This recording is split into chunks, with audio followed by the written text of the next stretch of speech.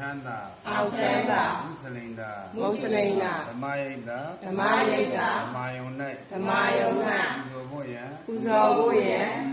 Sentua, ဤကြီးစင်းသူအား Uramai, လူရန်ပါ၏ Sagabai, စက္ကပ်ပါ၏ Maya, အရှင်ဘုရား Kamuja, ဒီကောင်းမှုကြောင့် Lushi, အမှုရှင် Oyelensiaruni, ကိုယ်ရင်းလေးဆရာတော်သည် Lega Sai, ယနေ့မှစ၍ Moundo Bay, မကောင်းသောဘေး Moundo Ya, မကောင်းသောရန် Moundo Andare, မကောင်းသောအန္တရာယ် Now She, အနှောက်အယှက် Dai Kai, အတိုက်ခတ် Nayoga, အနာရောဂါ Nandamya, မဲတယ်မြ Kinsin Bayu, ကင်းစင်ပါ Moundo Chanda, ကောင်းကျိုးချမ်းသာ Mingala Net, မင်္ဂလာနှင့် Kinsomi, ပြည့်စုံပြီး Yansi Namya, ကျဲစီသမျှ Logai Namya, လောက်ကိုင်သမျှ Aoya Namya, ဆောင်ရွက်သမျှ Aominya Yue, အာမြင်ကြ၍ Siwa Usa, စီဝါဥစ္စာ Danaro, ယန္နာတို့ကို Sainili, ပိုင်ဆိုင်ပြီးနှင့် Danaro, သာသနာတော်ကို Simya, ရှိရ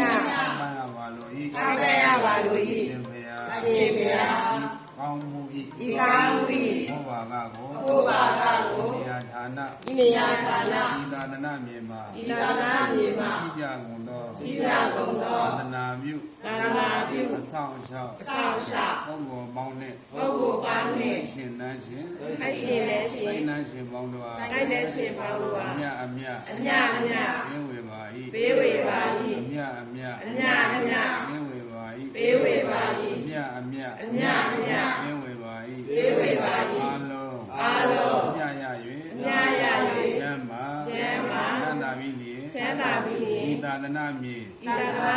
Adana Rojigo, သာသနာတော်ကြီးကို Shao Naiva Zenda, စောင့်ရှောက်နိုင်ပါစေသာ Maya, ရှင်ဘုရား အ